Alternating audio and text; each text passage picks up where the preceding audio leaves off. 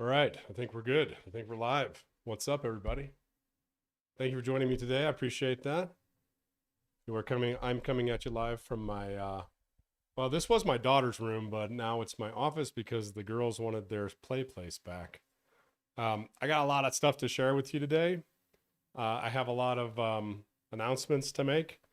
I know a lot of you think this is clickbait, but actually it's really not. I am sorry I'm a little bit late, but I had to make some coffee, as I think some of you commented. I'm going to run this live stream a little differently. Normally, I have a presentation and I have a bunch of stuff, I have to pay attention to. This one, I'm going to interact with you a little bit more. So it's going to be more like, a regular YouTube live stream. First of all, just to put the thing to sleep, I am quitting Sailing Zingaro. When I say quitting, what I really mean is I'm killing that brand. After 10 years, this October will be 10 years. Can you guys all hear me okay? Everybody's okay. Good morning. Tony Mahu is here. What's up? Vanden Boss is here. What's going on? Let's see. Stream health is excellent. I'm on the right. Okay. So I've decided that I'm going to rebrand the channel. So after 10 years, I started this channel October of 2016. All right. And it's been a good ride. It's been fun. But I am no longer a sailing vlogger. I'm no longer an adventure sailing channel. And to be completely honest with you, I named this channel after Sailing La Vagabond, like we all did. Like every single sailing channel you see, sailing this, sailing that, sailing this. Because of the SEO, that's search engine optimization, because of the name has sailing in it. And it really wasn't my brand. And I always told myself, if I ever made a new brand, it would be something easy to understand and easy to remember and easy to spell. Because every time I say, hey, I have a YouTube channel, and they're like, oh yeah, what's your channel? Sailing Zingaro. What? Spell that? With a Z, Zingaro, Zingaro. And it just never really made sense. So this is kind of a little bit of, a sad day and a really good day as well, because everything evolves in life, and it's time. This is something I've wanted to do for 2 years, guys. You know what? I'm just going to be completely honest. I don't have a plan for this live stream. I have a video recorded for YouTube explaining all this stuff, but with you guys, I'm just sitting here kind of winging it. So I'm going to be really honest with you, and I'm going to tell you how the YouTube channel has been for the last like 3 years. And I'm going to show you some data, and then we're going to go over what my plan was, what it is now, where we're going to go with the channel, and then how we're going to rebrand it. So this is going to be the last live stream as Sailing Zingaro. Also, I've got one more video as Sailing Zingaro, and then we're killing it. So you guys get the first view, okay? This is a video I made for. Give me a second. Give me a second. Sorry. Intro. Nope. There we go. Okay. Let me just load it up real quick. This is a video that I made for my patrons, and I think it kind of gives you an idea of where I'm at and what's going on. Let's see. Yeah, right here. Okay. Got our new digs, man. This is rad. I'm gonna share this with you guys. So this is my office. Here's the view. Here's the house. It's a little house. It's a 2-bedroom house. Little 2-bedroom up here, and like a little lounge area down here, and a loft. Isn't it freaking cute? This house is so cool. It looks like a little castle. Oh my God, I love this house. Show the entrance?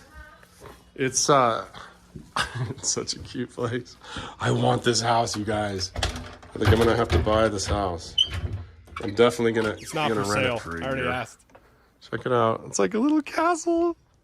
It's got a little guest house over here. Look at that. Isn't that rad? It's small. It's got a big lot. So a couple of announcements. Other than we've finally found a cool house. I've decided to rebrand the channel. I'm gonna kill Sailing Zingaro. After 10 years, almost 10 years. This October it'll be 10 years. I've decided to do that for a couple of reasons. One, I'm not really using that name anymore. I know it's a brand, but and I appreciate that you guys love it, but it's time to move the channel into a new direction. We're gonna do something more like, there's a couple of YouTube channels that are more story based, that are like authoritative story based, and I think that does a lot better on YouTube.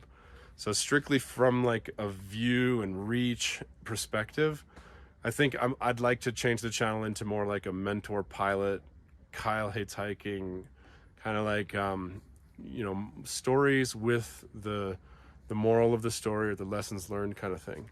I think it's gonna be super fun. I think it's gonna be a cool direction. I'm gonna be able to help a lot of people and spread, the sailing message farther that way.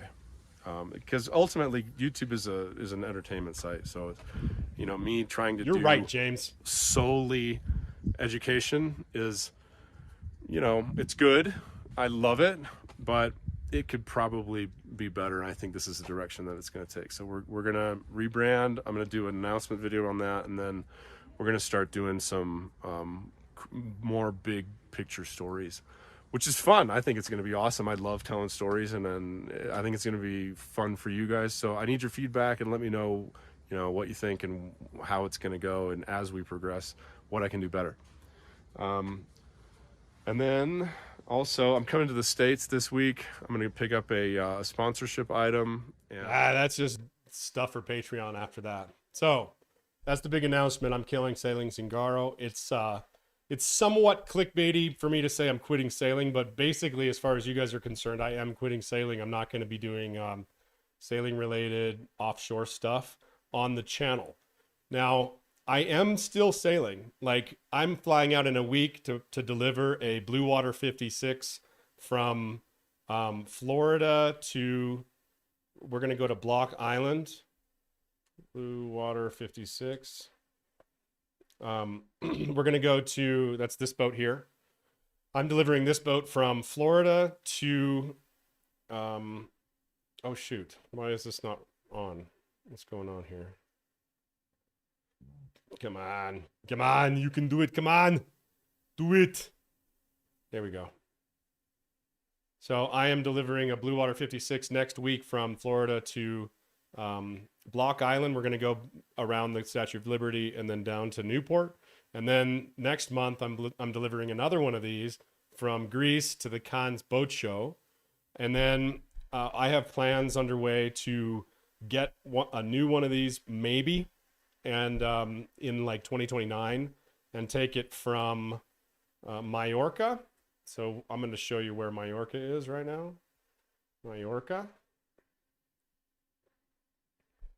Let's see. You guys can all see this, right? Yeah, good. There's Mallorca.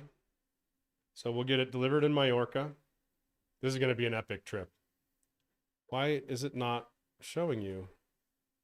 What's going on here, dude? Why do I have to reset all these things? This is funny. There we go. Okay, so here's Mallorca here. It's part of Spain. So this is Spain right here. This is Portugal over here, Spain right here, France is up here. So we're going to get the boat delivered in 2020, late 2028. And then we're going to do Mallorca, Gibraltar, Canaries, Cape Verde, Brazil, Argentina, Falklands, Deception Island, which is part of Antarctica. And I think it's, I'm going to have to see.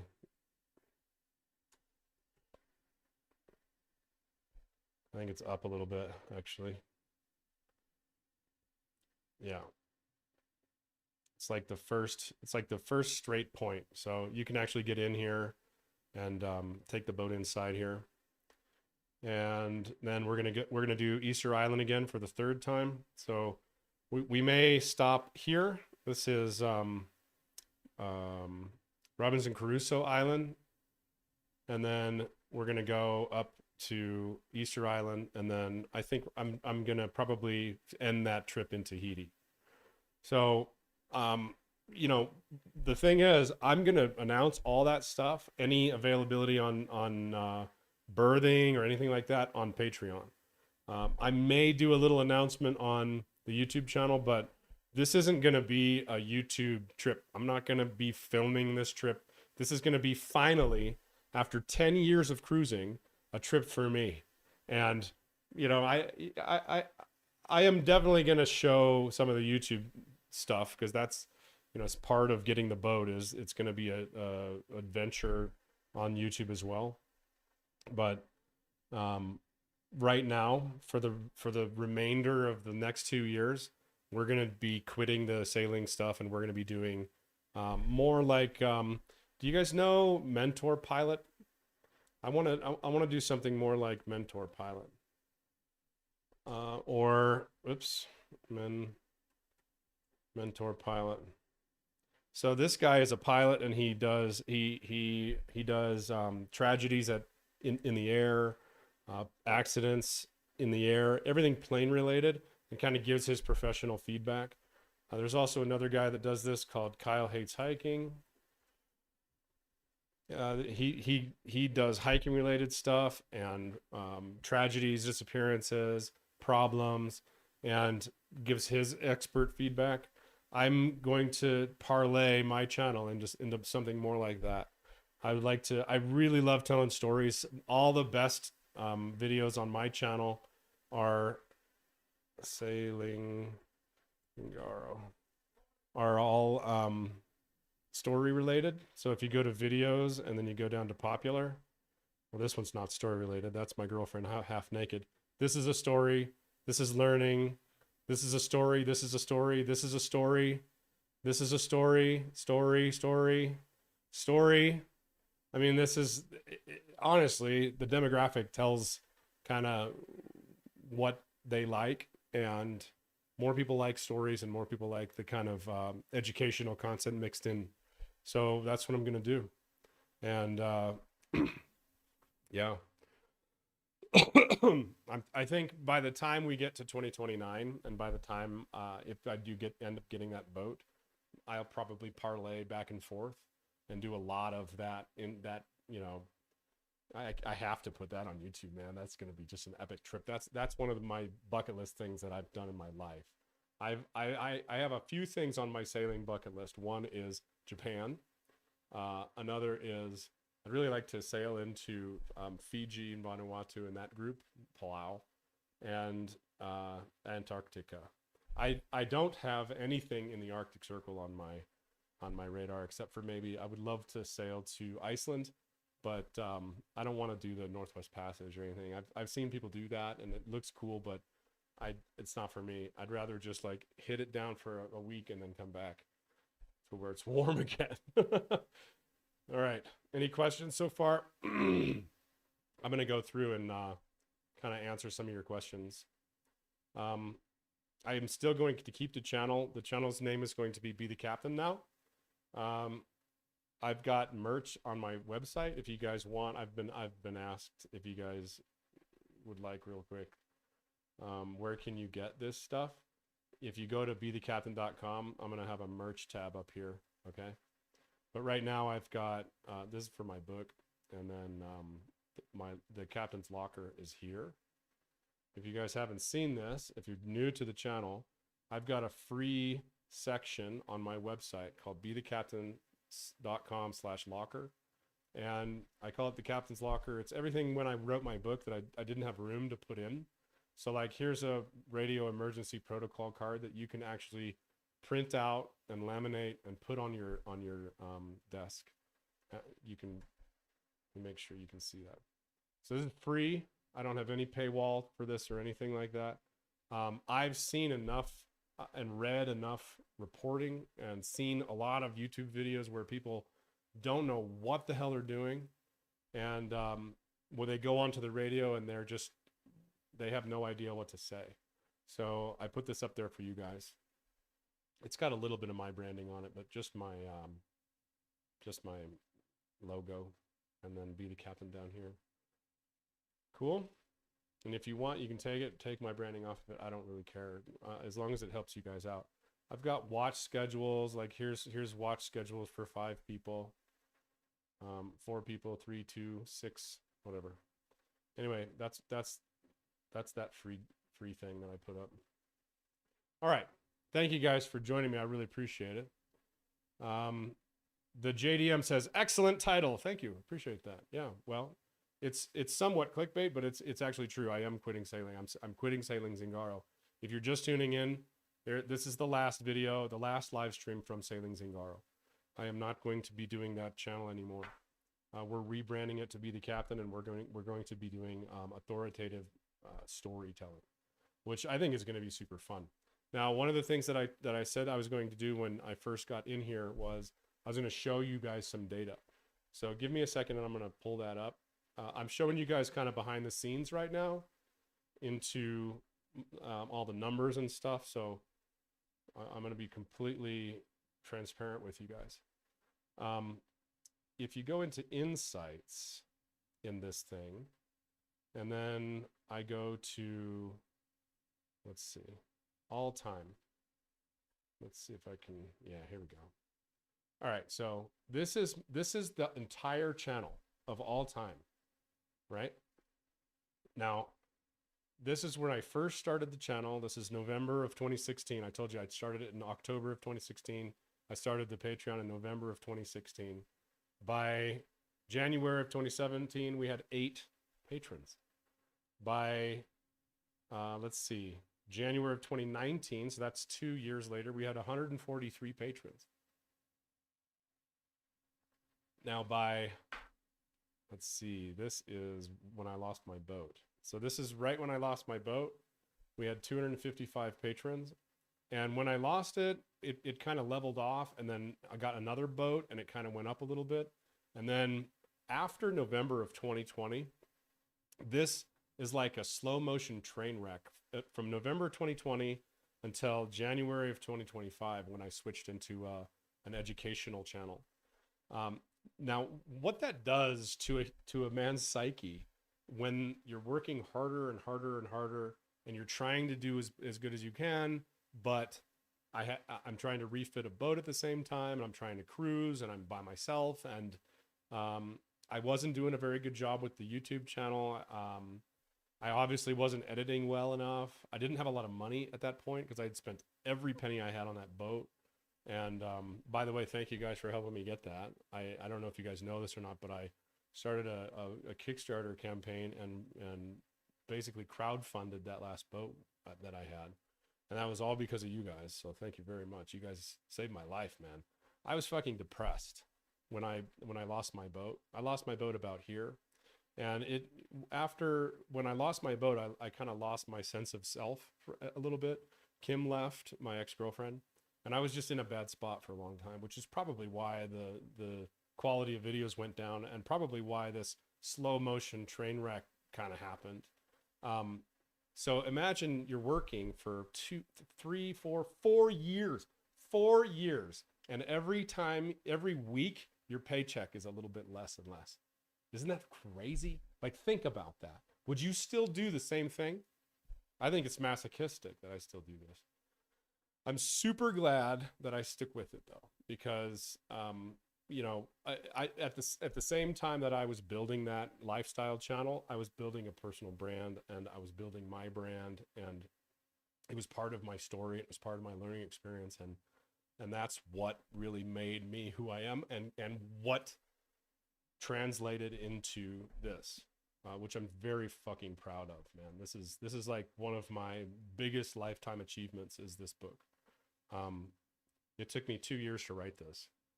And yes, I've got another one coming out. I saw one of your questions was, when's Be the Crew coming out? I've got another book coming out. It's just, I'm trying not to rush that one. I had a little bit of writer's block because the first one was so successful. Like I won the Eric Hoffer Award for best new book, best self-published book of 2026. I sold 11,000 copies of it. I've got tons and tons of people that have write me and say, hey, thank you for this. I really appreciate it. And honestly, when someone's creative like that, and when you make a creative work or an intellectual property and it does really well, it's actually not that great for your inner psyche as the creative, because then how do I repeat that, you know? And so for a long time, I was like afraid to write anything. Now, finally, I have the entire outline of the book done, and I have the first chapter done, and I'm working on the second chapter right now. I don't know how long it's going to be. It's probably not going to be as thick as this book. This is 424 pages. I did just finish the Spanish version, so if you guys want the Spanish version, that's going to be out on Amazon. Let me just show you real quick. I'm showing you guys all behind the scenes stuff right now. Let's see. So this is the Spanish version. It's called Se el Capitán. And I spent a lot of time. I got a professional translator. This is going to be a good version of this book. I just got it back from the editor, the same editor that did the English version, did the Spanish version, lined it all up, made the Kindle version. So unfortunately, I'm not doing that in a hardcover because it's just too expensive to print 50 or 10,000 copies of that. That'll just be on Amazon.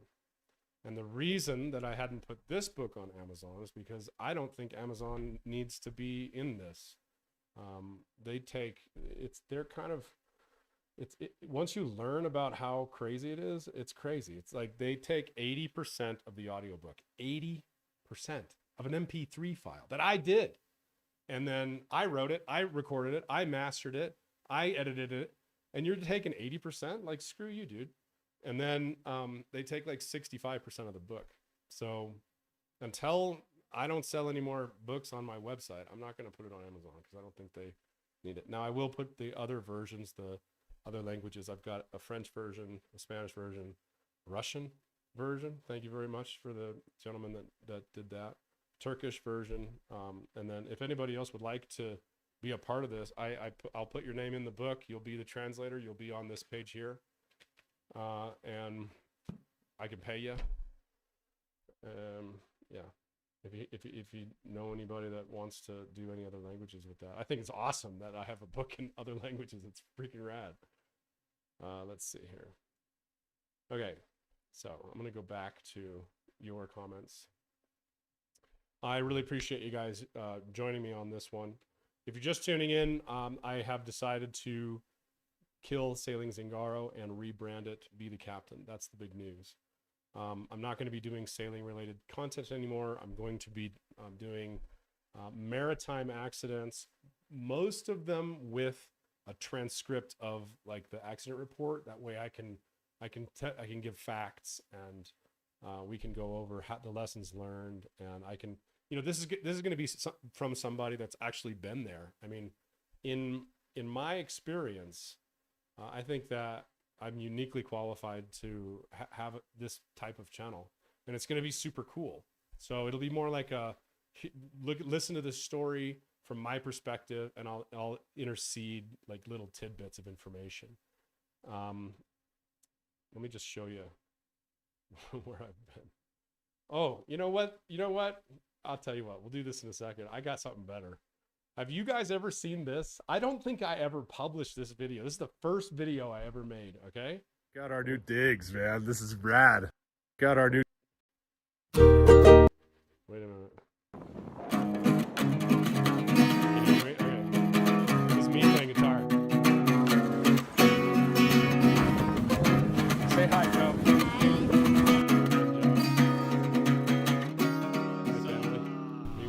Hi, everyone. My name is James. You may or may not know me, but about 2 months ago, I bought a catamaran. And for the last 2 months, I've been living in the previous owner's yard.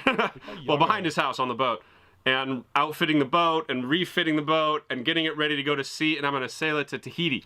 So I'd like to video log everything and kind of take you along on the adventure. It's going to be awesome. If you like spearfishing, surfing, backflips off the catamaran, I've got Really, James? Really? That's your sales point there? tons of footage from refitting the boat. I mean, Oh, I show it. Oh my gosh. I didn't even think I had that footage anymore. Check this out. This is really cool. catamaran. I've got tons of footage from refitting the boat. I mean, Okay. Do you guys remember that like one of the first things I did when I bought that catamaran was I built a hardtop for it? I never put this video on YouTube of me getting the radiuses of this, but I used a guitar to do the radiuses of the hardtop. Isn't that cool? Yeah, I was super proud of that. And I was like, you know what? I never put that on YouTube. That's so funny.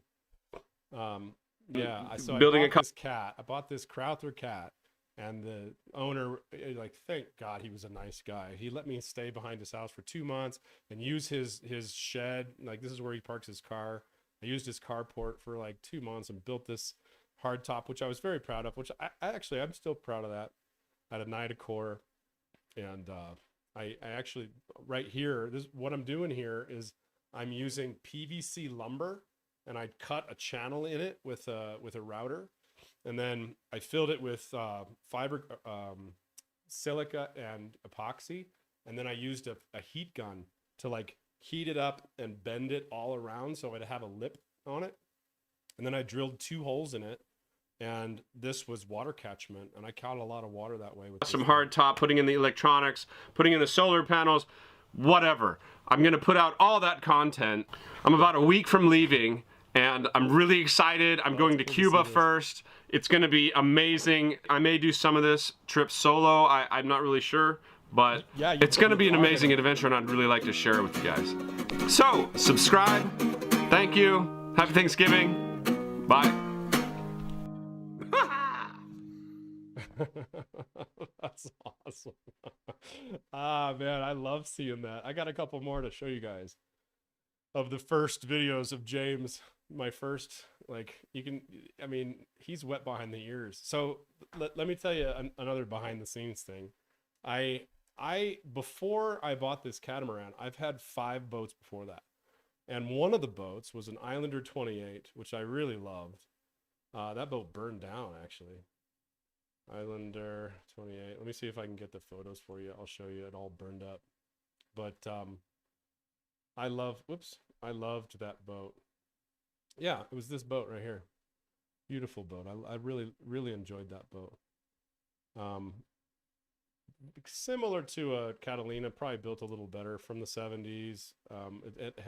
Mine had a really nice, what do they call that? It's really hardwood mahogany interior. It was really pretty, really dark inside. It's like a cave. But I lived on this boat for years, and I blew up the engine. And I ended up having to sail this thing in and out of the slip in Marina del Rey. Whoops, that's View Crew. Let me show you where Marina del Rey is, just so you can get an idea. And I thought that I was a badass sailor. Like, one day I was sailing back into my slip in Marina del Rey, which is the biggest small boat marina in the United States. It's like 4,000 boats. So you see that it's shaped kind of like a hand, and it's got all these little fingers. I was way up here, I think. Oh man, this brings back memories too. I lived on my boat like right here forever. And I would tack that bastard all the way back in here, all the way up through the channel, tacking each way. I'd make powerboats like, get the hell out of my way, because I didn't give a shit. I'd tack up the whole channel, and then I'd turn and tack up this channel, and I'd get so close to boats, like people would yell at me like, "Well, yeah, you're getting too close," and I'd just right at the last second turn, and then I would put the sails down right here and just coast it in, and then kick it over to the right really hard, stop the motion on the boat, and just like glide into the slip and jump off and catch the boat. One time I was doing that, and one of these sea tow guys came up, and they were following me, and they were like, "Do you need any help?" I'm like, "No, I got it." So I came in, and he parked his boat on the T head, and he came up. He's like, "I got to shake your hand, dude. I've never seen anybody do that before." And I felt that at that point that I was like the master sailor. Like I could fucking sail anywhere. I'm the best sailor in the world, right? Turns out I was just an idiot. But true story. So that's where I was coming from when I started my YouTube channel. I guess that's way before I started YouTube. So I was already a pretty good sailor. No idea what I was doing though offshore. And I was really nervous about going to Cuba and going to, passages, 90-mile passage across the ocean. First time I'd ever done that. So let's see some more of that cat, huh? That's some pretty funny stuff. Let's see. No, not that one. This one. Okay, this is actually the second video I made. So people have been asking me for a video tour of the boat, and I figured now's a good time as any. I just finished working on the hard top. This is it. Laid up the final layer of glass on the top of that guy. The bottom's already done. This is my work area / not parking spot. Clothes. I am doing laundry right now.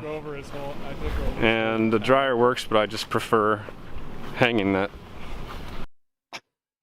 Took over his whole house. Can you imagine? You sell a boat, you've got this kid living in your backyard with all this shit everywhere. So here she is. What a nice guy, dude. He was the man. Oh. I called him Padre because he's like my second father, dude. He was like my sailing mentor. Every time I would do anything to the boat, I'd go and grab him and be like, "Come out here, come on." And he'd be like, "Yeah, this is completely wrong. You need to redo it." Can you see it? Boom. This was my first cat. 1984 Crowther Spindrift 38. I got on this boat when I saw it the first day. This is like a week after I bought it. I bought it the day that I saw it, and I ended up moving on it that day too. I took a one-way flight. And I thought, holy shit, this thing is huge. It was only 37 feet, but it was so wide. It was like a big refrigerator. And I was thinking, how am I going to get it out of here? Because it has pilings on either side of it too. It's crazy. Boards and quite a bit of bridge deck clearance. Let me go on the other side of this guy here, so you can see. Oh, I'm getting feedback that my voice is very quiet. Is that better? Hey, give me a second. Hey, ho, 1, 2. Give me a second. Sorry. 1. Hey. Is that better, guys? Hey. Yeah, that's better. Sorry about that. All right, we're gonna keep going. I mean, can you imagine? I'm going from. I think I had a Morgan Out Island 41 right before this one. I think that was my last boat. Hold on a second. Morgan. OI 41.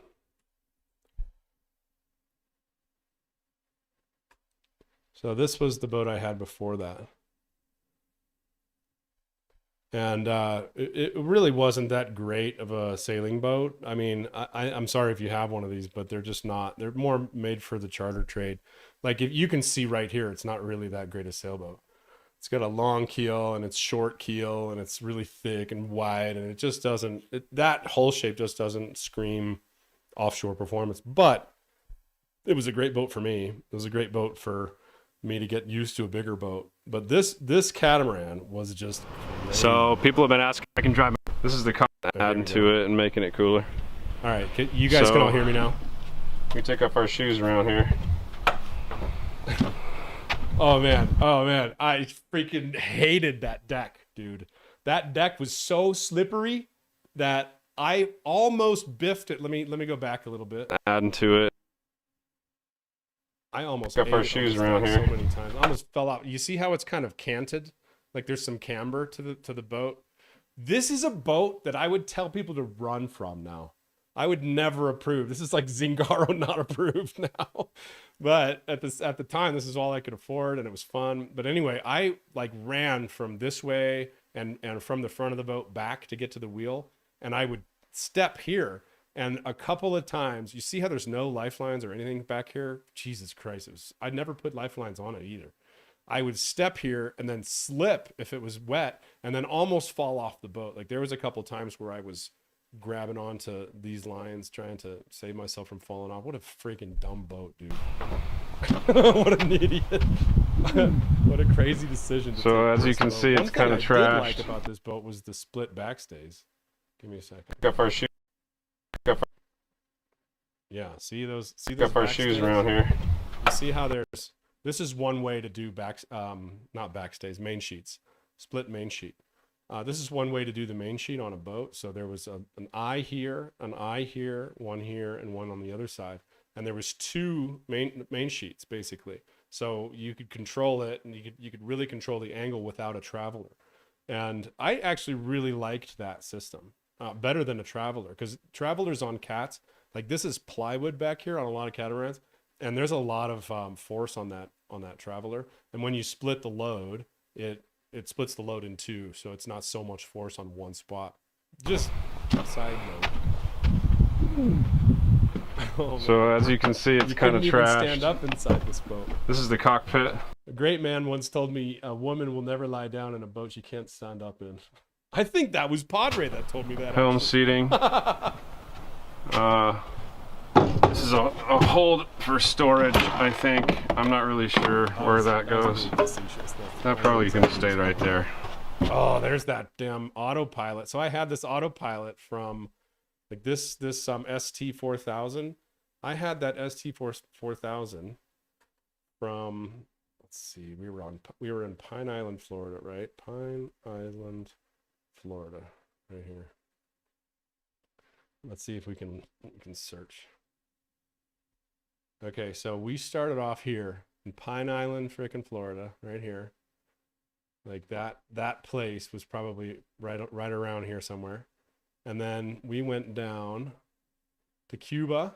I soloed around Cuba, came down to Isla Juventud, circumnavigated Isla Juventud, went all through these islands. These islands are beautiful, by the way. If you ever have a chance to go to Cuba, beautiful place. Did Grand Cayman, and then came over here, did this one. This is where I hit that reef that I did the story about, and then came back up here and pulled the boat out up here in Progresso, and then came all the way back down, went to Cayman again, went down here, went through the canal, went to Ecuador. Oh no, we went up to Costa Rica, Isla del Coco, Ecuador, skipped Galapagos that time, did Easter Island. Let me see, what was I talking about here? So people have been asking me for clearance and adding to salt shower, just in case you like take a salt. Oh, yeah. So on the way down from Ecuador to Easter Island, first of all, we were about 500 miles off of Manta, Ecuador, which I think is right here. I think it's right here. I think this is Manta. So we were like way far off of here. And we saw this guy out here in a panga. A panga is just like a fiberglass boat with one engine, 500 miles out. That's like days of motoring back. Fishing for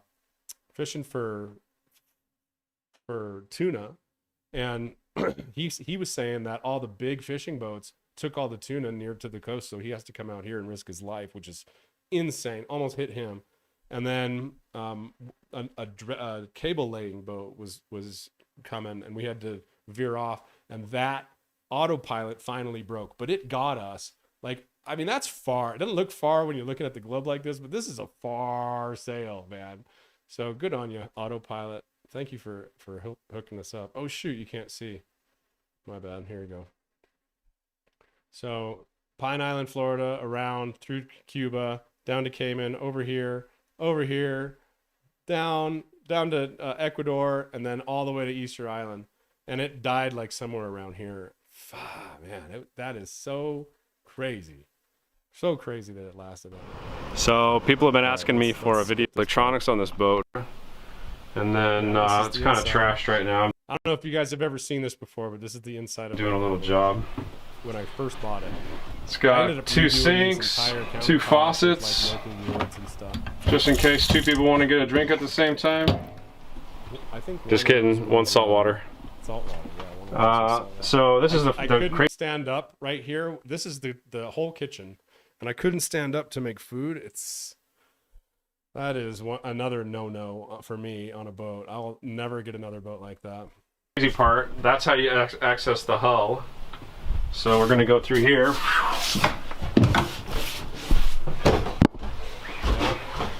That's the hull that started leaking. And now there's the engine. So these engines, this is a Yamaha or Yanmar 1-cylinder, 10 horsepower diesel engine. It's basically a generator. Like most people have a generator on their boat. This is what you have. It has a hand crank on it. I thought they were the coolest thing. We called them one-lungers. So it's got a Yanmar 1GM10. Boom. Cool, huh? Kind of rusty. There's a lot of cool little things about this boat. I really like the wiring. But like, here's a custom-made fiberglass pan that comes out when you want to change the oil. And when you want to change the oil, you just let the oil get into that pan. No, that's not the way it works, dude. Raycor filters. There's the tank. There's where I put the Spectra water maker. That was our first sponsor. We got this like $9,000 Spectra water maker, and I was so happy about it. These engines are gravity fed with these tanks. Holds like 30 gallons. And there's the aft end of the hull. There's nothing back there. So unbeknownst to me, this is if I turn around to the forward part of the hull, was because of that damn engine. So on the original plans, let's see if I can yeah. Okay, cool. You can see it. Sweet. So check this out. This is the reason my cat broke in half. On the original plans for this boat, which I hadn't looked at the time. I mean, who does that? How many of you have bought a boat and looked at the freaking blueprints of your boat? Made sure everything was built.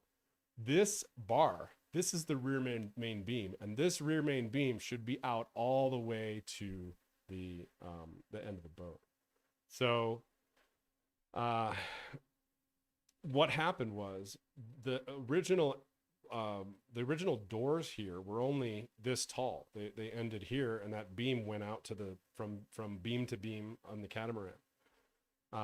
The owner decided, I'm gonna cut this beam and I'm gonna make like a crutch that kind of goes over it, so the beam stops here and the crutch kind of goes like this, and it makes it like somewhat as strong, but not really. And I didn't really realize, I mean, I didn't know much about cats at the time, or design, boat design or cat design or anything like that.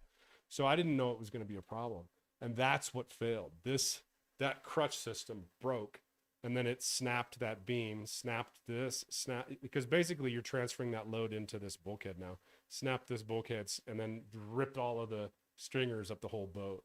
And that's why this fucking thing is why my boat almost killed me, man. It was super scary. Now there's the engine. Can you hear me? Yeah. So hey, it's got a Yanmar 1GM10. Hey. Boom. I don't know why it keeps getting cool, so huh? quiet. There's a lot of cool little things about this boat. I really like the wiring, but like, here's a if I turn around, maybe like kind of like an attic, I guess. I have my kite surfing board in here, and the water heater. I remember water heater. I don't remember there being a water heater. What? Wait a minute. Is this my boat? I must have taken that out, because there was definitely not a water heater. Check it out. I think I took that out because of weight. And then we can get out this way. I ended up having to remake all those stairs. Okay. I ended up having to. So the way that they build plywood boats is that a lot of the time, and the way they used to do it is that they would use headless nails. So they were like little tacks, and they'd tack them in and hold the boat together, and then they glassed over that. And as the boat's flexing, those little tacks would work their way out, and there'd be all these little divots. So if you see on any of those old videos, like little pieces of epoxy, that's what that is. I had to go in there and like, basically I couldn't grab them and pull them out. So I had to take a Dremel tool and like drill them out and then fill it. And oh man, it was a pain in the freaking You adjust to the light. I'll never buy another plywood boat. Let's go forward. This boat. Dagger board, very cool. Yeah. This is all storage. You can kind of see some of the big storage locker.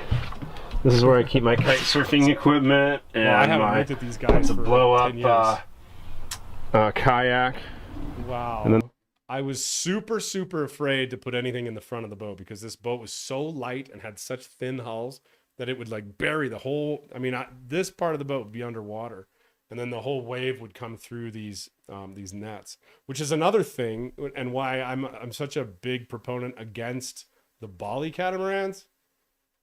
So, you know, Katana made Bali catamarans. And Bali catamarans, their thing is they're super charter cats. And their thing is that they don't have nets. Instead of having nets, which to the layman, you know, if you're not a sailor, you're thinking, well, yeah, that's a great idea. Why wouldn't you put like a big seating area up here? This is wasted space. But the thing is, if you're offshore, you have to have that area, or else, boom, all that wave energy has nowhere to go, and it hits this, and it'll break. I mean, I guarantee you, these boats will break if they're taken very far. I have met a couple people that have taken Bali catamarans far, but I would never do it.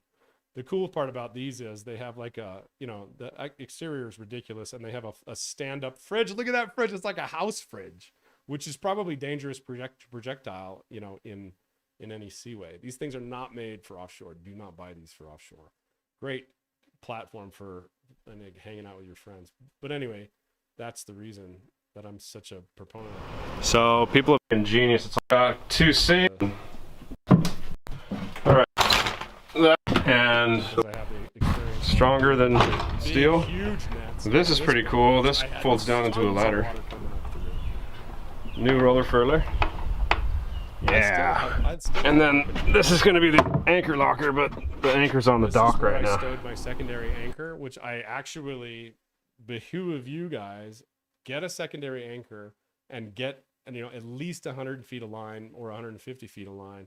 And that way, if you have to jettison your primary during a really hard storm and you need to put out a secondary with the primary out, you can just grab it and throw it. And I know it's harder to do on a monohull boat because you don't have this kind of storage. But so that's all redone. that saved my butt so many times having a spare anchor in there. More stuff. You can see the tankage down there. I mean, you want to see something cool about this boat. Even the tanks, where they're held in, is just superbly worked. I mean, this whole boat's handmade. Look at this. Do you see that joinery work to hold the tanks in? It's just, I mean, the whole boat is flawless like that. Flawless. It's custom. I don't know about flawless, James. Jesus Christ. Oh, that's funny. Really cool. And this is the septic this tank. Is like every piece of this boat is somebody made it because like no one's ever gonna see that except the person that built it and me. So whoever owns the boat's gonna see. The most money I've ever paid for anything in my life, $65,000 cash. Yeah. And it's cool that somebody gave a shit. And then I just put these I did put nets on the back here. I put a big net because I told you I almost slipped off of there a couple times. More winches in. A dangerous boat. These are 50 self-tailing winches. Awesome. They're brand new. Whoa. Like 1,000 miles offshore, headed to Easter Island, and there was a storm that hit us. Wasp, not cool. In to either side DC panel. And AC panel. Riding this boat, like, oh my god, I hope Autopilot. nothing fails because I'm getting pitched off of this thing. Inverter. Oh, that thing got blown. And then when I get the solar charger, it'll go right here.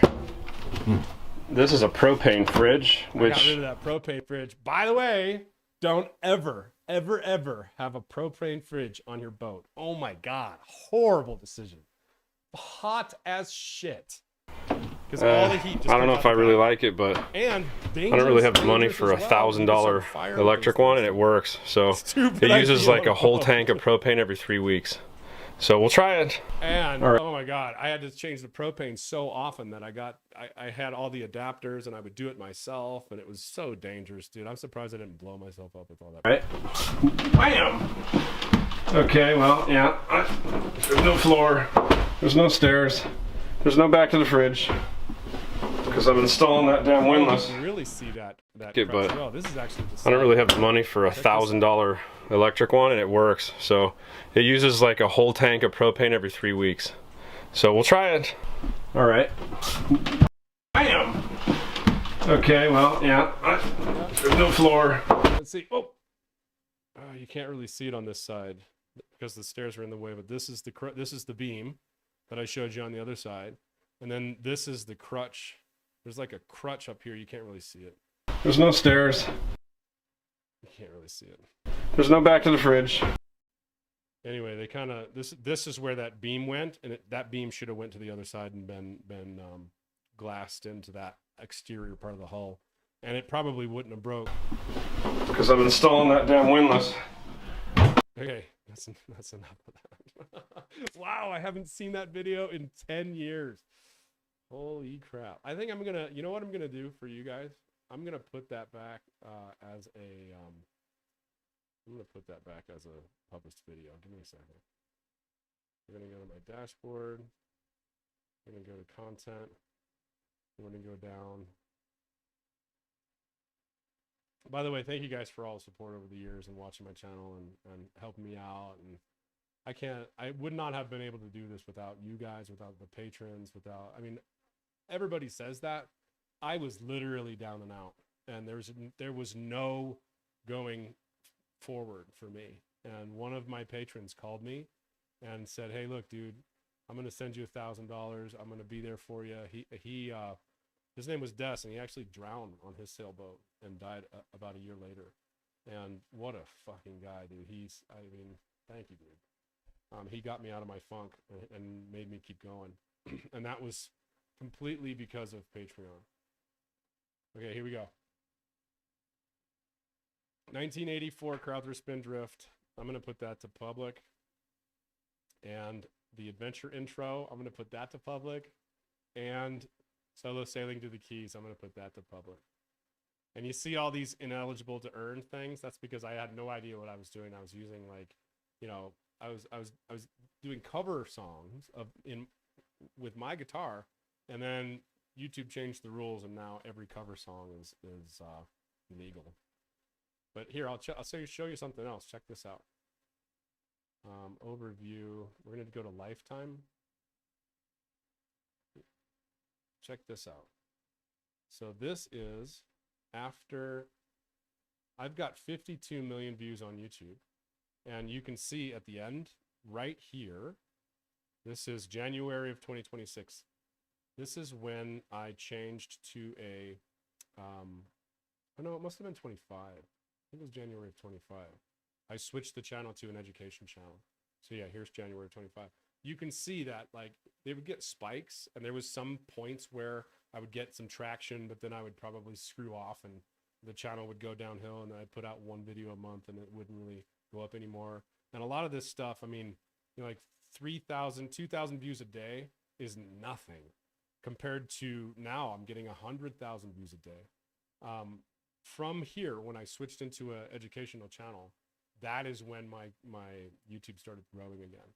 And that is when I got the gumption of, hey man, I can really treat this like a business and make this, a retirement plan for me, or at least honestly build my personal brand so I could, build something off of that. I have no 401k. I have no retirement plan. Like my retirement plan is to write more books and get some income from that, some residual income. Yeah. So the second book is coming out soon. Check it out. This is going to be the second one. It's going to look like the first one, but it'll be a little thinner.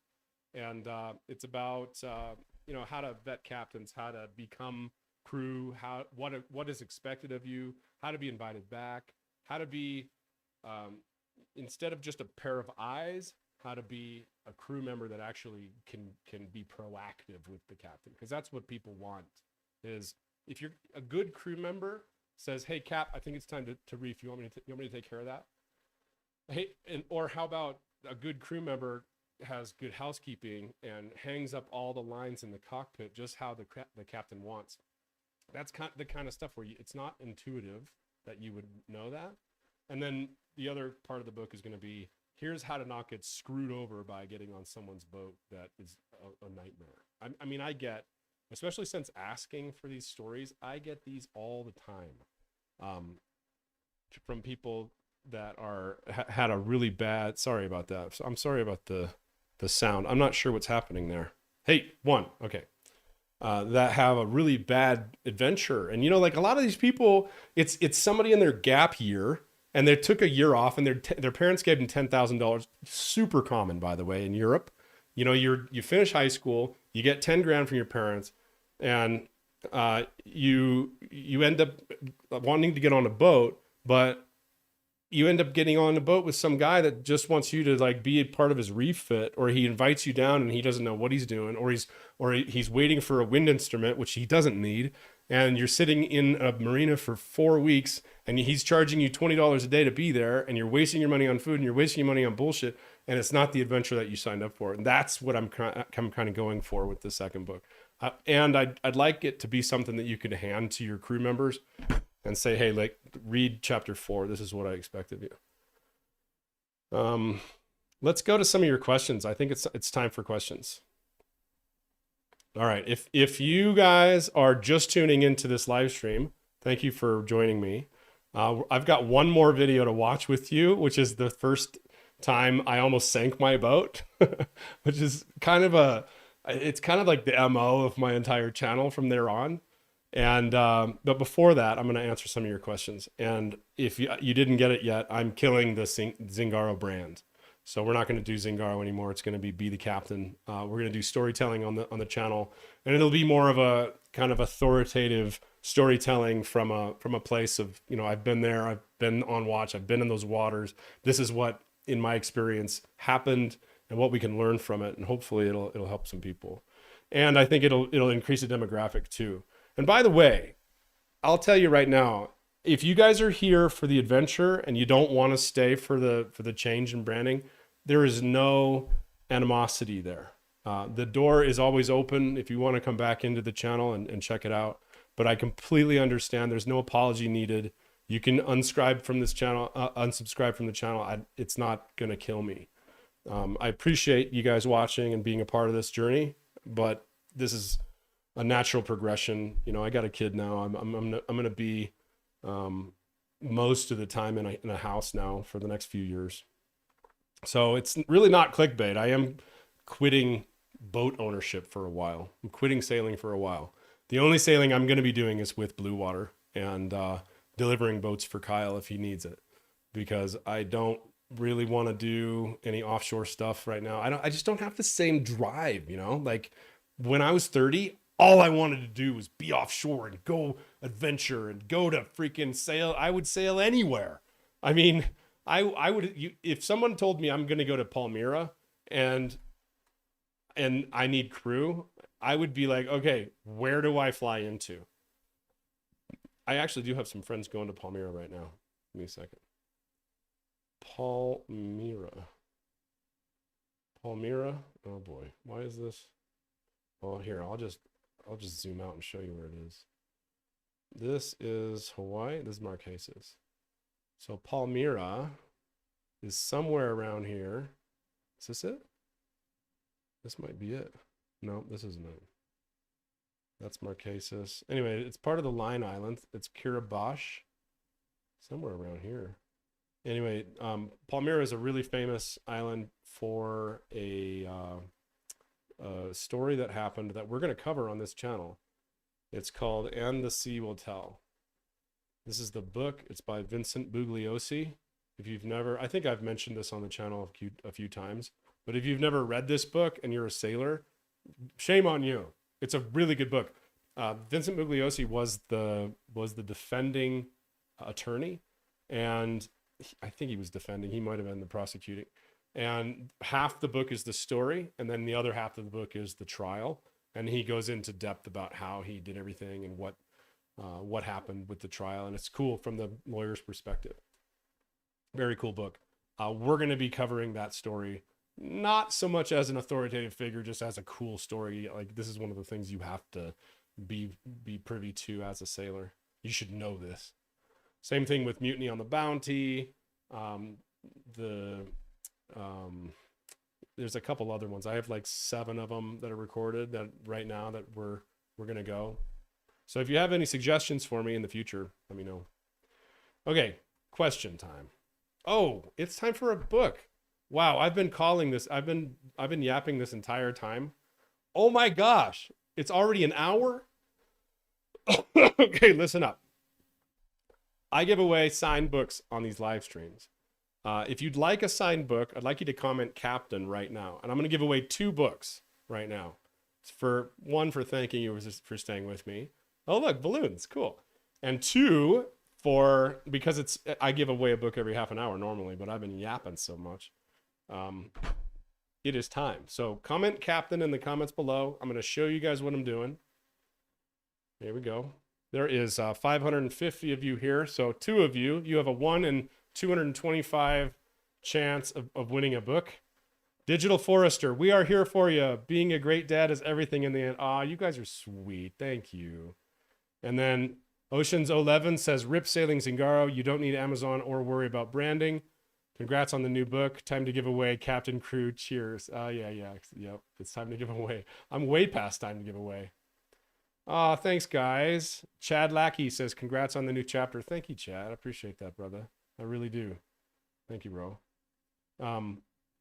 Yeah, I'm excited. I'm ready. It's one of the natural things in life, and I think, having a kid really put it into perspective for me, and it was one of the best things that's ever happened to me, to be completely honest with you. So here we go. We got some captains. All right, I love it. I'm loving this. Right on. I'm going to give you guys a couple of minutes because there's a little bit of a delay. As you can see, like I'm explaining something different on here. So I'm going to give you like 60 more seconds for this. And don't worry, in another half an hour, I'm going to give away another book. Okay. So thank you guys for paying attention. All right. This is awesome.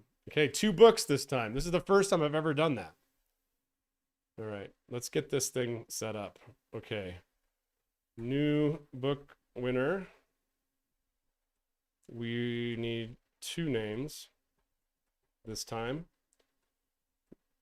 Only 1 vote per person.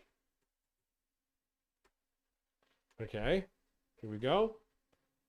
Just so you know that I'm not the one that's doing this. Why do I only get some of this? Yeah, here we go. 1. Well, there's a lot. Oh my gosh, this is so many. This is awesome. Okay, 3, 2, 1, copy. All right. Oop. How do I do this? Here we go. Okay, winners are D. Holtz and Lloyd HZA. All right. If either one of those are you, congratulations for the first place. And all you got to do is go to BeTheCaptain.com, www.BeTheCaptain.com, and then scroll down to contact. And you can contact Grace. Grace is my personal assistant and my customer service extraordinaire. I love Grace. You be nice to Grace, or you're not getting a book. We love Grace. Yeah, she's awesome. She does pretty much. She handles my entire publishing company. And she's amazing. Yeah. Thank you, Grace. All right. Congratulations, guys. Again, D. Holtz and Lloyd HCA. Congrats. Okay. Let's see some questions.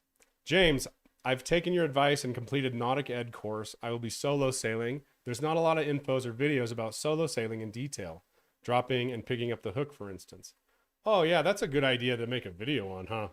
Too bad I'm not doing that kind of video anymore. So solo sailing. Okay, look, this is what you have to get through your head. Everything on a sailboat happens in slow motion, right? That boat is super slow. You're going like walking speed, especially when you're doing 1 knot coming up to a mooring or coming up to an anchorage spot or something like that. What I would suggest to you is get a remote. You can get a $20 remote on Amazon. It's just called, here, I'll show you real quick. It's just called a 12-volt remote, right? Amazon 12-volt remote. So any of these remotes are going to be fine, and you got to get a settable one. You can do a remote for windlass specifically, but honestly, any of these things are fine. So this remote right here is $39, and it hooks up directly to your windlass solenoid. And if it breaks, you just get another one, okay? So order 2 of them. And usually the solenoid is inside the boat somewhere or in like a hatch somewhere. It's really easy to hook up to. That makes it super easy. And then when you have two remotes, that way when the batteries are out, this is the super cheap, easy way to handle your windlass from the cockpit. Now, even if you don't handle your windlass from the cockpit, you don't have to, because everything on a boat happens super slow. If you're coming into an anchorage and you put it in reverse and stop the boat, then you've got a couple of minutes while the boat has no momentum, the wind's pushing it, the boat's going to turn sideways. Meanwhile, you're walking up, you don't even have to run, and you're pushing your button and you're letting your anchor down and you're kind of going backwards, and you just make sure that there's no boats behind you where the wind is going to be. Where, like, when you get used to driving a boat, you'll get used to how the boat moves without you at the wheel. And as long as you can kind of say, okay, cool, I have enough sea room, I have enough room here, there's a guy here, there's a guy here, I want my anchor like somewhere around here. It doesn't have to be in this exact spot, but if you're by yourself and that's how you want to do it, that's how you need to do it. Okay. It's not anchoring's not so much as an art as like the art is not getting the anchor in the perfect position. The art is all this other shit, like not hitting people. How far am I going to swing? How much room should I give myself? What do you think the swing room is going to be? Oh, there's a guy on a mooring ball here, so his swing is going to be a lot tighter, so I can't be near him. You know, like that's the whole art, okay? Getting the anchor down is the easy part. And if it doesn't work, you just pull it back up, man. I had to do that 13 times one day with no windlass. Yeah. Next. Hi, James. How can I get the Spanish version of the book? Saludos de Argentina. El libro es en español solo en Amazon. Y esta semana yo recibí el final, trato final. Entonces, dame 2 días, 3 días para poner en Amazon, pero todos estamos listo. Everything's done with the book. It's going to be up in like 3 days. That's basically what I said in my poor Spanish. Next. Sailing Vagabond. What's up? Hi, James. Regularly watching from my Valmir Vagabond 47 catch. Joining live for the first time. Welcome, my friend. I love Vagabonds, man. Vagabond 47 is a beautiful boat. I really do like those. I'm going to show you guys what that is, just so you guys get a Vagabond 47. Oh, yeah. Look at these, man. These are beautiful boats. Images. Really pretty lines. Kind of the same as that Gozzard CT Formosa kind of style, but not that boat. They sail better. This one has 10 bark sails. That's pretty. And they're freaking beautiful inside. Let's see if we can look inside. Interior. These are from Taiwan, so they're one of those teak filled. Oh, look at that interior, man. I've been on a couple of these boats that were just phenomenally, like carvings up here and stuff. I don't know what version you have, but I've been on some of these that are so pretty. Like, look at this 2-tone. Oh, beautiful, beautiful, man. You can't really get that anymore today, especially since, you know, oh, here we go. Look at that. That's one of the ones I was on. Look at that freaking carving, man. That's badass. Anyway, super cool. Nice boat, man. All right, Sue A. What's up? What do you think of Cantor yachts? Yeah, they're great. Cantor yachts are cool. They're big and they're older now because I think Cantor went out of business. Cantor yachts. I'm not sure if they may make boats still. I'm not sure. Hold on. Let's see. They made big boats and they were all insulated and they were most of them were either steel or alloy. Badass boats, but big. I mean, I think the smallest one they made was like a 55 or something like that. And a lot of them that you see today are big catches. Like this is like a 65-foot aluminum catch from 1985 or 95. So it's 66 foot.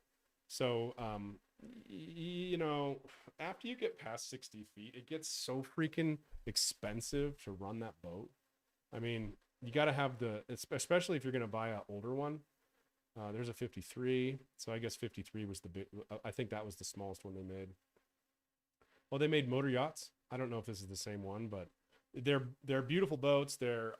Most of them came with full insulation, which is badass. They're made for like the cold, northern. I think Nova Scotia's like 46 degrees. Am I right there? Let's see. Give me a second. Nova Scotia, Canada. Let's see. Am I right? Oh, we're too far. Oh, almost exactly right. Look at that, 45 degrees. So, 45 degrees and up, that's high latitude sailing. That's cold as shit in the wintertime. Even in the summertime, it's pretty cold. But in the wintertime, it gets super cold. So you want a boat, especially if you're going to have a metal boat, like an alloy or a steel boat, you want it to have some insulation so you don't have that weeping problem with the condensation, and also you don't have the temperature differential with the hull of the boat and sucking out all of your heat energy.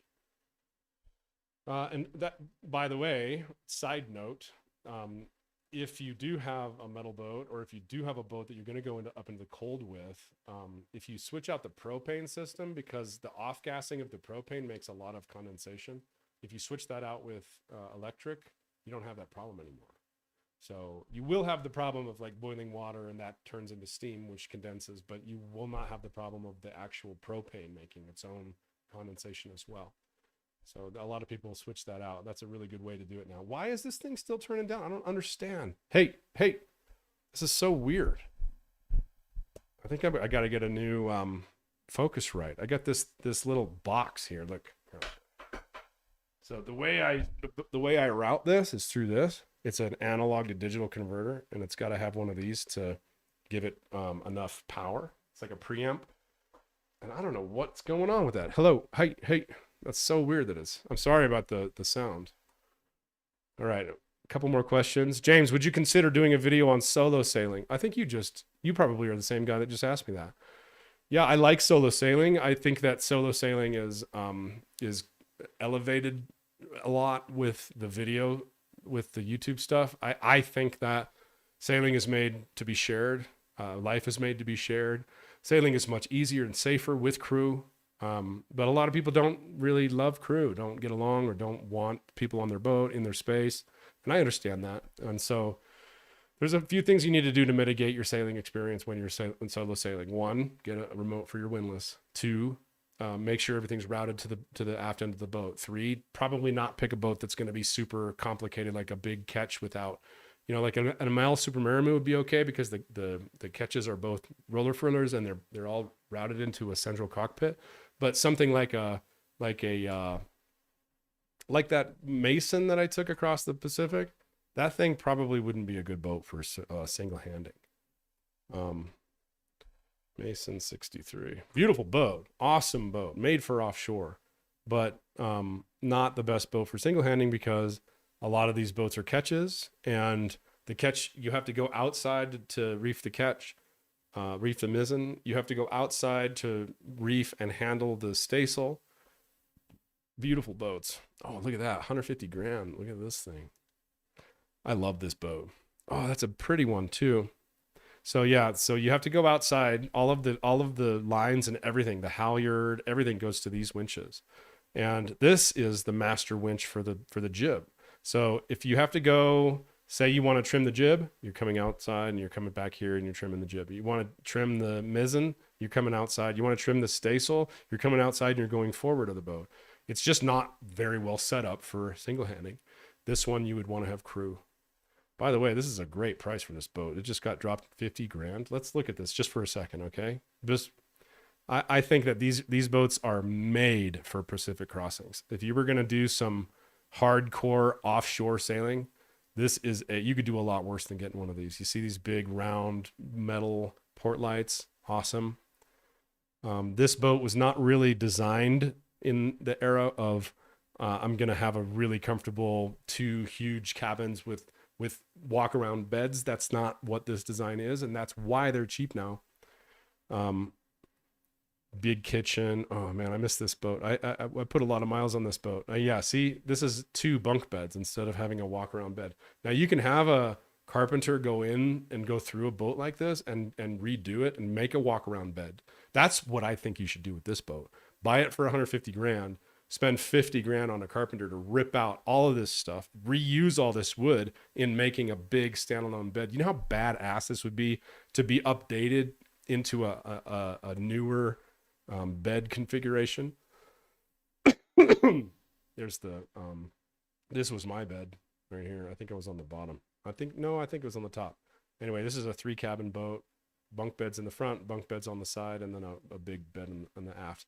You could even have this bed remade, like move it over, move all this stuff, and have a bed in the center. It wouldn't be as nice because on a port tack you can put your back against the wall, but I think that this would be a really, really, really, really good boat to actually buy and put some money in like that and update everything, because these things are like made for the open ocean. Beautiful. Big teak decks. Oh, this is such a nice boat. Okay, I'm done. I'm done drooling over this boat we just found. Let's go back. We got about 12 minutes, and then I'm going to give away 2 more books just to say thank you. Okay, we're going to give away 4 books total on this one, and then we'll get out of here. I'm going to try to get some more of your questions. Jimmy Dow says, question, what do you think about hudding yachts? Hudding, which one? Sometimes they are attaching fin keels to their aluminum hulls on some builds. Okay, let me tell you what I know about aluminum fin keels. So I talked to Manny Freres. That's Herman Freres' son. Herman Freres designed like all the Hylases, all the Swans, a lot of offshore boats. And he said that the reason that aluminum boats they need centerboards and they don't have fin keels is because you can't make the weld strong enough to handle that much load on a fin keel like that. Okay. Bottom of the boat, fin keel, those welds will end up breaking, or, they may break, and that's not what you want. That's pretty much death to the crew, right? So if I were to buy an aluminum boat, I would just keep that in mind. That's all I'm saying about that, because I don't have the diploma certification to give you any more advice on that. T. Earl Grey Hot, what's up? Any books besides your own? It's on my list to start learning terms, theory, and so on. Oh man, books. Okay, I'll show you. On my locker, captain's locker, I have somewhere on the bottom, departure checklist, sailing with kids ebook, sailboat system spreadsheet. Wait a minute, it's not on here. Why isn't it on here? It's here. If you go to my book site, bethecaptain.com, and go down to the bottom, this is Offshore Sailing Resources Guide, and that has a book list in it. Okay, so we'll do you at u.com. Download the guide. All right, and this is a list of videos that I've used. It's got a lot of weather stuff. There's a huge list of books. Bowditch, of course, is something if you're going to be a sailor, you gotta get through like the material that is, they call it the canon material. So Bowditch is canon. World Cruising Routes, canon. World Voyage Planner, canon. The Ashley Book of Knots, you have to know how to splice, man. The Circumnavigator's Handbook by Stephen Linda Dashew. That's a free book. If you want, you can download that if you want to look that up. Let's see. There's a couple of other ones that are really The Long Way, amazing book.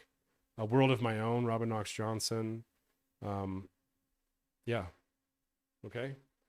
And Chapman's. That's the other one. That's kind of like a reference book. It's not really like a read cover to cover book. But Bowditch is, and you got to get that, okay? So go and download that. That's free on my website. Storenunger. Oh boy. No boat? Not even a sailing dinghy? That is terrible. Hope you will get a boat soon, even if it's just a sailing dinghy. Yeah, you know, I do feel a call to the sea, but I like being able to have a little bit more balance to my life. There's been a lot of days where I have wanted to shoot freaking holes through the bottom of that boat, dude.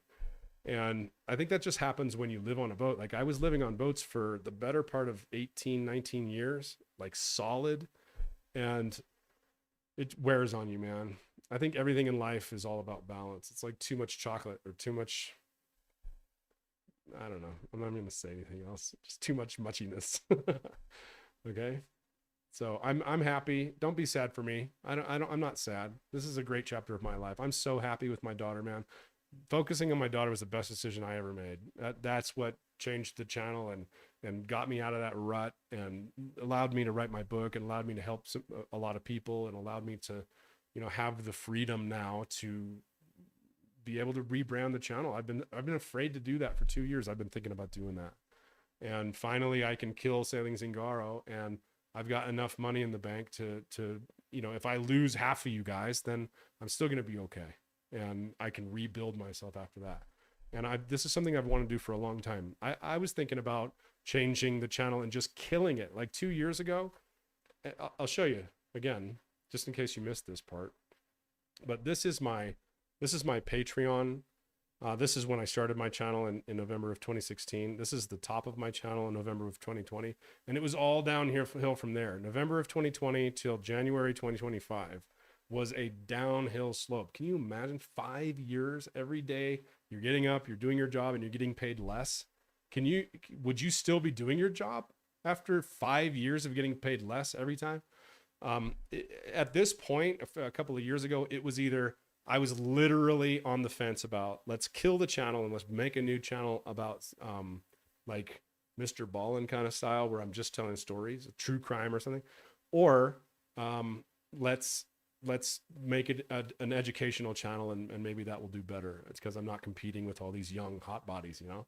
And that was the right decision for me. I like teaching. And I think the melding of those two things, like being an authority and telling stories, is going to be so awesome and such a good use of my skills that this is what's happening. All right. Seven Dust. Good name. I like that band. Bare minimum for crossings, dagger cat, full keel, etc.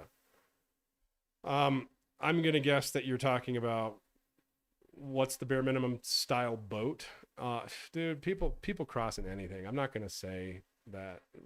There was a question on my last video. It was, what's the smallest boat you'd take across? And I have a buddy that has a Moore 24. And every time I sail on that boat, it sails so freaking well that I think I would cross in that boat just to have some fun. And it would be an awesome boat. Is it a good offshore boat? Hell no. Look at this boat. Huge fin rudder that you can break off. Keel that's probably doesn't have any kind of keel attachment. The bottom of the boat's really flat. It's super open. It's unprotected. Even if you built a Dodger for this thing, it's still tiny. It's not going to go very fast. Like the comfort ratio is 10. That's bad. The displacement of length is 88. My limit is 200. Now, I think that I would still take this across an ocean just because it would be so fun. There's a guy that's circumnavigating on one of these things. And, you know, what do you need? Probably anything that floats and is safe. What do you need if you're really, you know, inexperienced? I would say get a monohull first and get something with the keel attached really well. That way, if you run on the ground or you fall asleep, or if you're coming into port and you get blown into the rocks, you can get your boat off the rocks without some serious damage. When I got my catamaran on the rocks one time, and it really just, I mean, it crushed the whole bottom of the boat. It was so much work. It took me 30 days in the hard to do a shitty repair on it, and it was never the same again. I'm kind of glad that boat ended up in the trash, just because that was like the worst thing that could have happened to that boat. It's beautiful Eric's foam, you know, molded hulls, and I screwed it up. That was completely my fault. And that's what you do when you're new. You fall asleep and you run your boat aground and you have problems and you're an idiot. So if you don't know what you're doing, get something that's going to be forgiving for you. Same thing with sailing offshore. You know, the difference between a catamaran and a monohull is a monohull, when a double the wind speed storm comes through, it heels over and spills all that energy, all that kinetic energy off the boat. And even if you get hit really badly, like say katabatic wind that you weren't seeing, you can get knocked down and the boat will naturally round up because that's the way that they're designed. That's what they're designed to do. And yes, it might throw your dinner away, but it's not going to kill the boat or rip the mast off. Now, with the catamaran, it's a little bit different. When you get a squall that's double the wind speed and it hits you, the cat goes about 10 degrees to list and then stops. And all that kinetic energy is transferred into the rig. So that means you have to be a better sailor to sail a cat. And that's really the answer to that question. Like, do you know the difference? Can you sail a cat? Can you pay attention? Do you know how to pay attention? If you don't, then buy something that's going to be more forgiving for you. Sorry, I got a little heated with that one. I have a little bit of PTSD if you didn't know. Okay, Buddy Dog, what's up? Would you please describe and compare the motion of a catamaran versus the monohull? Oh, that's so funny. I just got done with that. I didn't actually talk about the motion. So yes, that's the idea with the whole leaning over kind of thing with the healing thing. But the motion on a monohull, you're in the water on a big, heavy boat, right? So if you've ever been on a big boat, you're kind of doing one of these numbers. Every once in a while, you get hit by a big wave, and it kind of, you know, boom, and resonates through the boat and sends water over the boat and stuff. But you're kind of in it, right? On a catamaran, you're up over the water. It's like driving a big truck. You're up over the water. It's a very, very nice view. That's a lot more light. It's easier on people that have problems with seasickness, because seasickness is the body's reaction to your inner ear fluid not agreeing with your eyes and your brain and your muscular system, and it thinks your brain thinks that you're poisoned, so it wants you to puke, and it takes a little while to get over that for a lot of people. On a catamaran, you can see the horizon a lot easier, which is kind of why a lot of boats are going to this new style of boat design where the entire cockpit and interior of the boat is one level with the big windows. That way, it's kind of like catamaran-esque. The catamaran motion, though, in my opinion, it feels to me a lot more jerky. And I mean, John Kretschmann will say the same thing. I think John Neal will say the same thing to you. I got a lot of miles on the cat. We did about 45,000, somewhere around that. And I've probably got about that on the Mono 2. And I don't like the motion of cats. I would way rather be. I just delivered a looping 50 from Trinidad to Cartagena. Let's see. Trinidad and Tobago. So I took it, and this is a very fast catamaran, 52-foot cat that was 7 tons. You know, if you know anything about boats, that's a very light boat for a 52-foot boat. And I took it from Trinidad, 1,000 miles over, all around the ABC Islands, over Venezuela, around the Sierra Nevadas, and to here, to this bay.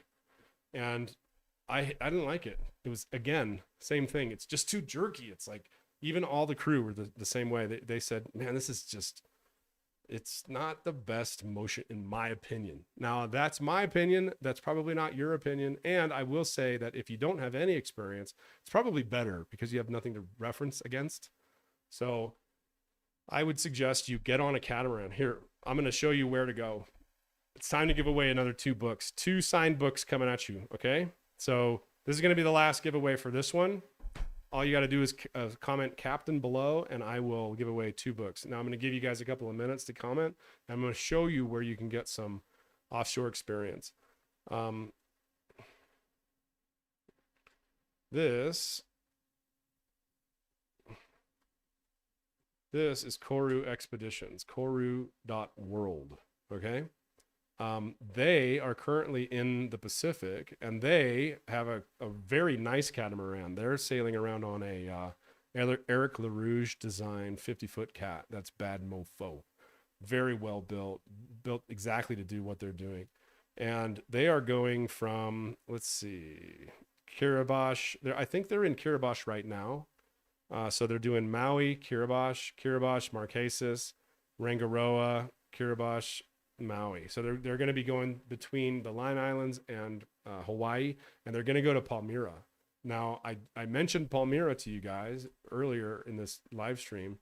If you didn't see it, it's And the Sea Will Tell.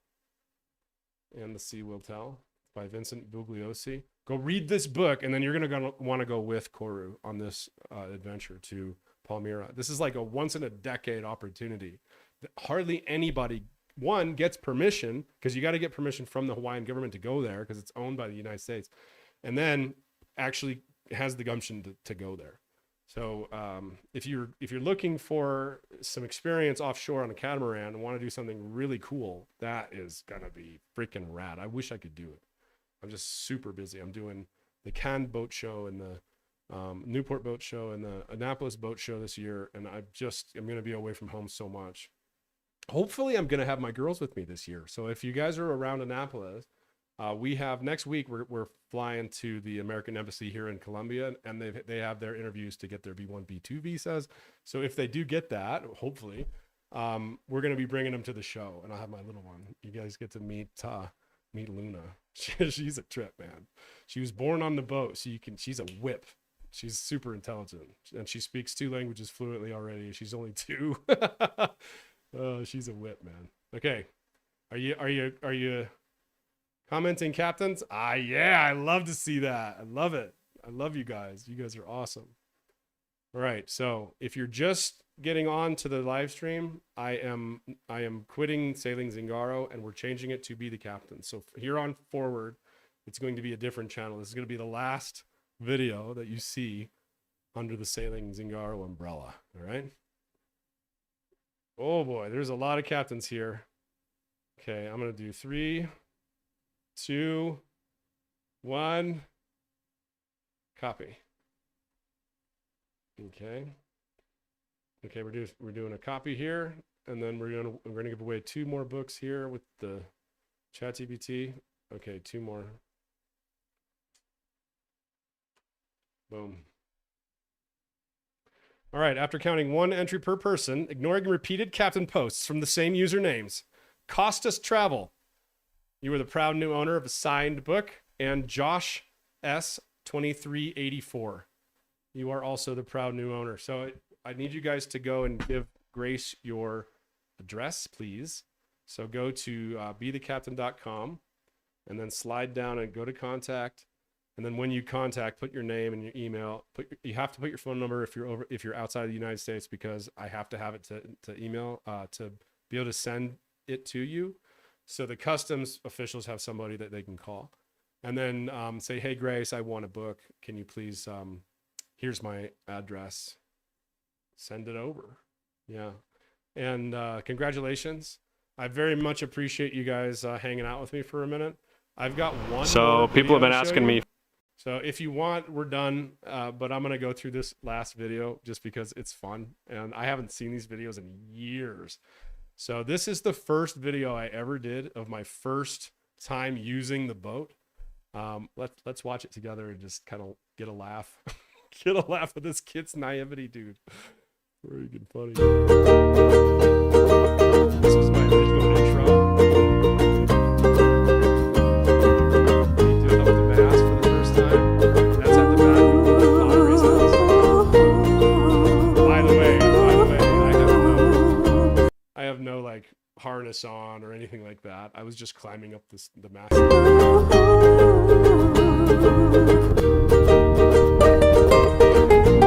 This is on the sail down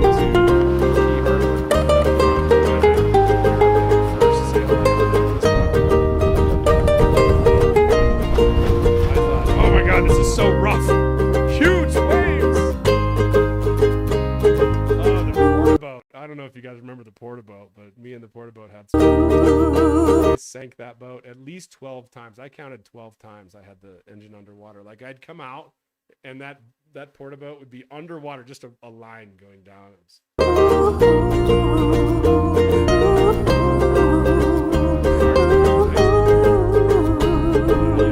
about the hardtop is I didn't realize it at the time, but because I put all these big pieces of aluminum there, they were handholds for the. I mean, they came in really handy. My editing skills were so good. This was back when I used to use Final Cut before I started using Adobe. So I just realized something. My boat's sitting on the bottom.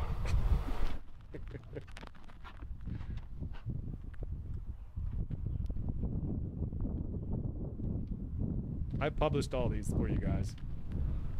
I've grounded my boat before I even started my journey. If only your smiling face would have known how many times you would do that and what kind of crazy shit you were in for. All right, I'm floating. Here's the moment of truth. Oh, I'm excited. Check it out. I can move the boat now. Yay. Oh, look. There's a dolphin. Watch. He's playing in the water right now. I can see him. Yeah, buddy. Thanks for seeing me off, man. All right. I've got this packed. That's all my tools and generator and stuff. I definitely didn't leave the porta boat. This is also packed. This is my outboard and some tools in the front. When I ended up like actually going offshore, I never had anything up here anymore because it was so light. This cat. Crane. Like that little amount of weight make a big. My solar's hooked up, but my tape never. Those solar panels were shit. They lasted about a year and a half, and then they started delaminating, and oh man. Came in, so I just kind of duct taped everything together. It'll be fine for a couple days until I can get more tape. Extra diesel, extra gas, so extra funny. propane. This propane's full and on. Shore power's disconnected. The custom AC unit on the boat, yeah, that didn't last very long.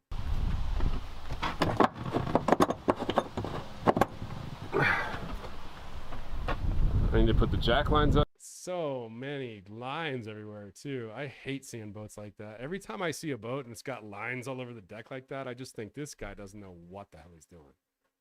Don't leave your boat like this. Ever.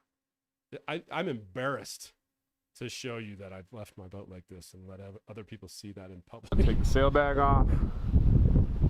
That's it. What else needs to be done? Sail. It doesn't matter if you're just leaving your boat for 1 second. All those lines. Look at all that spaghetti on the deck. Oh man, that's like my pet peeve now. Oh man, I gotta route all these lines. I hate that. Oh my god, just give me the heebie-jeebies to look at that deck. If I had crew, I would beat them. All right, I gotta do some work.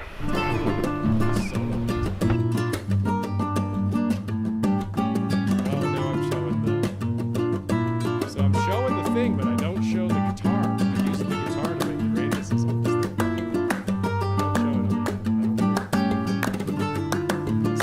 I don't show it. Ah, that's cool. If you go back at the beginning of the slideshow, I'll show it.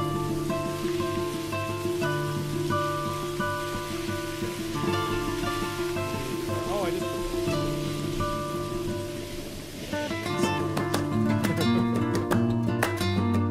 Anytime you make anything out of all right, let's go see what Mark thinks about the hardtop. Padre. He's probably gonna kill me when he sees me. I used to bother the shit out of him. He never wanted to be on camera. Can you come look at this? He was like, "Don't film me." I got it all measured up right. Why do you have a camera? Because I'm filming you. What? You're not filming. Get me off of there. Come on. No, you're not. Just give me the sign of release. I don't want to be a part of this. I bought your boat. That was your release. Oh man, I haven't seen this for a while. Hey Padre, if you're watching, I love you, bro. Let's see what his reaction is. We're going to impute all your f***ups to me. But So I measured it all out, and I think it's at the right angle. What do you think from back here? Do you think it's at the right angle? Talking different. So Padre Mark, he was a merchant marine engineer for like 30 years. The guy knows more about engineering on boats than anybody. What do you mean? I'm not talking different. Yeah, it looks good. Looks real good. Is it the right angle compared to the pop top though? I think so. Yeah, it looks exactly the same. Okay. The funny thing is he's trying to make a joke and I made it awkward.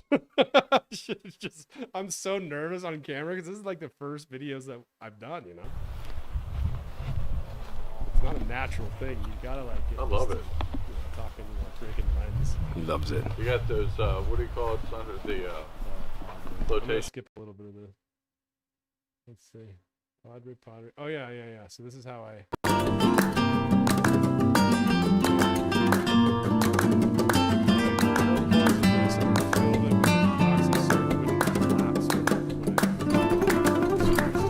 So it's finally mounted. This is the first time I'm going to see it with the top down. I'm really excited. So this is what it looks like. See if it's got the same angle. I can't really tell from right here. That thing was on that boat. Oh man, that is awesome. Spot on. I mean, almost perfect. Oh yeah. So I had these made from this. This was my, I think I showed you this before, but I just heated it up with a heat gun and just a piece of bent PVC with some PVC blocks. It's glued to with epoxy or whatever the hell that is. Nice job. It's actually like 3 different things. Showing off my craft work. God, it's funny to see this thing. Many times.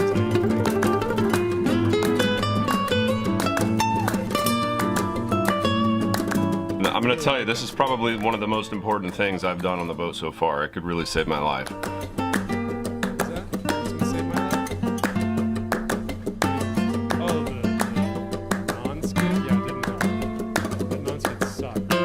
I think the best non-skid's probably Kiwi Grip, just as a side note.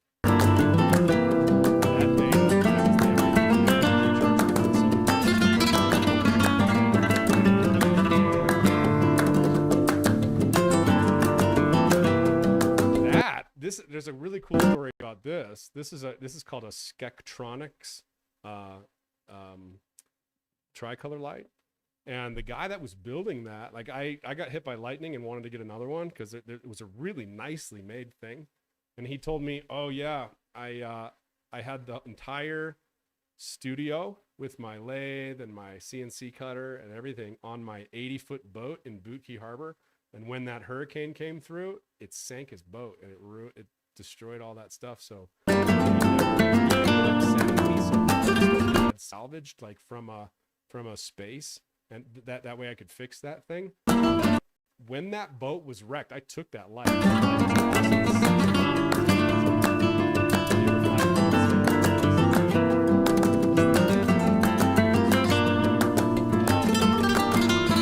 So this is one of the repairs. Like when I bought this boat, I didn't know how to do this. So I paid a guy to show me how to repair this. And it was really freaking easy. He just scarfed it all around and then glued it on and then put a layer of fiberglass on it. Very easy to replace boats and repair. See, look, he's up the mast with nothing, dude. I would never do that now. Oh my God. I think I have in my book, I have like a whole drawing. I have a whole chapter about how to go up the mast and how to climb the mast in an emergency. And I have a whole like drawing about it that I paid a guy to do for me. There's no way. So it says don't disconnect the solar panels under load, but just to be safe, I'm gonna connect them. So it says don't disconnect the solar panels under load. Oh boy, I should probably skip this one. So we're off. I got the rudders kicked up. See that? It's kind of back a little bit. This one's almost fully in. But that's just in case I ground the boat, because it's really shallow right now. I just barely. My custom iPad. I think it was an iPad. Look at that. You remember these connectors? Barely floated off of the bottom and just took off. So hopefully it'll work. Didn't have no weather gear. I think there was only the iPad and radio on this boat and some solar panels. Well, I hit bottom already. You can see how that one's kicked all the way out, and that one's not. I hit on that side, and it almost stopped the engines. The prop was under the sand, or under the mud. But it seems fine. There's no water coming in, so whatever. It just bogged the engine down. Those are diesels. They'll take anything. Hopefully it didn't mess anything up. I don't think it did. It's pretty muddy. It didn't stop the engine either, and I wasn't going very fast. I was doing like 1 knot, maybe 2. All right, I made it out of the channel. Let's see. I'm gonna fast forward and see if we get to the point where there's some water in the boat. So I already had my first crisis. We're like 5 hours into the sail, and I'm already sinking the boat.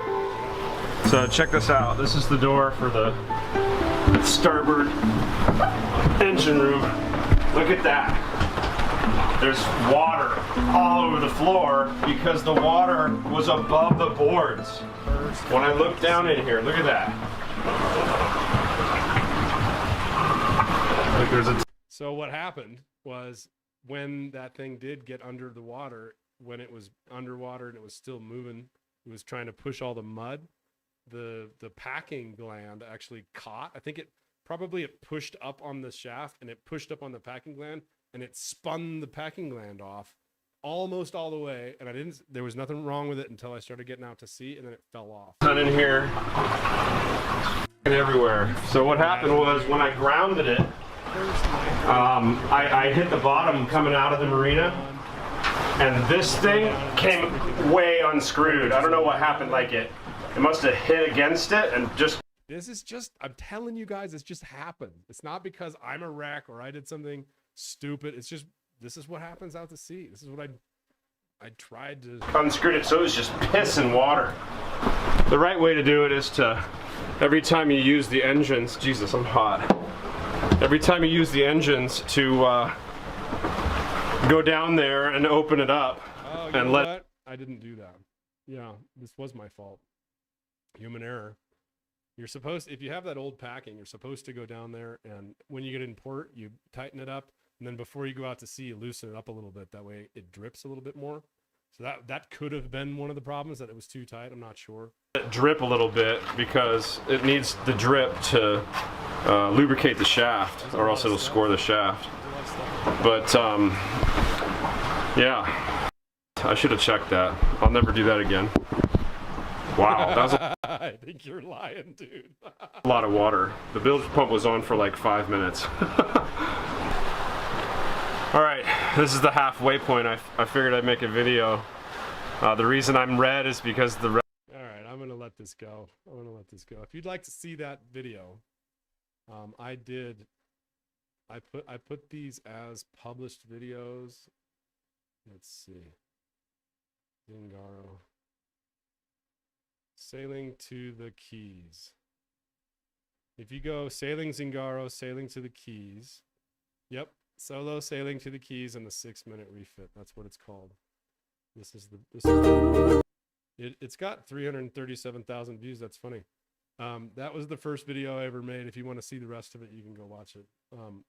The rest of these videos are not public, but they're in a playlist. So if you go to Sailing Zingaro channel, and you go to playlists right here. You can go from, there's one of them called From the First to the Last right here, the full adventure. Those are all the unpublished videos in order. So you can see them all if you want to binge all the old stuff. But that's it. That's it for Sailing Zingaro. I appreciate you guys sticking in here with me today, and much love. This was a long one, a 2-hour live stream. Thank you guys for joining. This has been a great run. Cheers to Sailing Zingaro and the rebranding and the future of the channel. And thank you for being here. Peace, love. Congrats to the people that won books. Don't forget to contact Grace. A couple of you haven't done that yet. If you've ever won a book, you got to contact Grace and give her your info so she can get those books out to you. Much love, you guys.